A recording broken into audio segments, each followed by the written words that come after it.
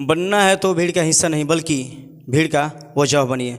नमस्कार, मैं हूं ए कुमार सौरभ और आप देख रहे हैं मेरे YouTube चैनल दिव्य ज्ञान हब को। साथियों, आज आप सबों के बीच मैं एक ऐसा कहानी प्रस्तुत कर रहा हूं। ये कहानी सुनने के बाद आपके आत्म ऊर्जा और आत्म बल को बिल्कुल जगा देगी। एक बार की बात है, एक साधु एक नदी के किनारे बैठकर अपने मौज मस्ती में रम जमा रहे थे और बीच बीच में यह आवाज़ लगा रहे थे, जो तुम चाहोगे वो पाओगे। उस रास्ते से जाने वाला हर एक व्यक्ति उनका मजाक उड़ाया करता था, उन पर हंसा करता था, लेकिन साधु फिर वही अपना काम करते थे और बीच बीच में आवाज़ लगाते थे, जो तुम चाहोगे वो पाओगे। वहाँ से जाने वाले हर एक व्यक्ति उनकी मजाक उड़ाते, उन पर हंसते, लेकिन साधु उनके बातों को बिल्कुल नज़रअंदाज कर देते थे और फिर आवाज़ लगाते थे कि जो तुम चाहोगे वो पाओगे।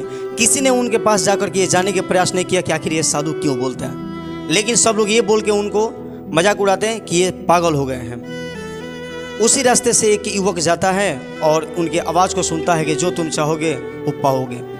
वो युवक बेचैन होकर उनके पास दौड़े दौड़े जाता है, क्योंकि युवक बेसहारा रहता है, उसके पास खाने तक का भी कोई भोजन नहीं रहता है। बाबा का बात सुनकर उनके पास जाता है और बोलता है कि बाबा, क्या ये सत्य बात है? क्या मैं जो चाहूँगा वो मिल जाएगा? बाबा बोलते हैं कि बिल्कुल मिल जाएगा, अगर तुम चाहते क्या हो? युवक बोलता है, बाबा मैं इस दुनिया का सबसे अमीर व्यक्ति बनना चाहता हूँ, क्योंकि लोगों का ताना और लोगों की बातें मुझसे सुनी नहीं जा रही है। और बाबा बोलते हैं कि एक छोटी सी बात अवश्य बनोगे, मैं तुम्हें 2 चीज़ देता हूँ और उस 2 चीज़ों को तुम लेकर उससे दुनिया का बहुत बड़ा इंसान बन सकते हो। अपनी पहली हथेली अपने मेरे सामने रखो।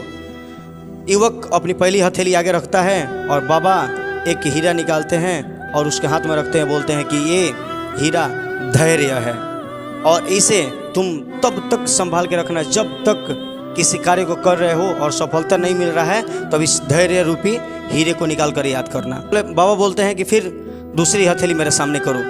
दूसरी हथेली युवक सामने करता है, उस पर रखते हैं एक मोती और बोलते हैं कि ये मोती नामक समय है जो तुम्हारे हाथों में मैं दे रहा हूँ। जब भी तुम किसी काम को करना, जब भी समय लगाना और असफल हो जाए, तब इस धैर्य और समय, ये दोनों हीरे और मोती को निकाल करके याद करना और तुम्हारी सफलता तुम्हें कदम चूमेगी। ठीक खुश होकर के वहाँ से युवक जाता है। जाते जाते रास्ते में एक मुलाकात उसके हीरे की व्यापारी से होती है, जो कि वो कहीं फंसे रहते हैं, और ये युवक जा करके उनकी हेल्प करता है, सहायता करता है, जिससे कि हीरे के व्यापारी बहुत खुश होते हैं और बोलते हैं कि बोलो तुम्हें क्या चाहिए, मैं खुश हूँ कि तुमने मेरा हेल्प किया, सहायता किया। युवक बोलता है कि मैं बहुत निराश हूँ, हयास हूँ, मेरे पास कोई काम नहीं है, खाने तक के भी भोजन नहीं है। अगर मेरे पास अगर कोई काम मिल जाए तो मैं दुनिया का सबसे खुशनसीब इंसान समझूंगा। व्यापारी बोलता है कि बस इतनी सी बात, चलो मैं तुम्हें अपने फैक्ट्री में काम देता हूँ। व्यापारी लेके जाता है युवक को और वहाँ पे काम देता है, और जो इंसान रहता है, युवक जो रहता है, उनके यहाँ काम सीख कर एक बहुत बड़ा व्यापारी बनता है और दुनिया का सबसे अमीर व्यक्ति बनता है। और जब वो अपने गांव लौटता है तो लोग उसे देख करके अचंभित हो जाते हैं कि कल तक तो तुम्हारे पास कुछ नहीं था, ये कहाँ से हुआ?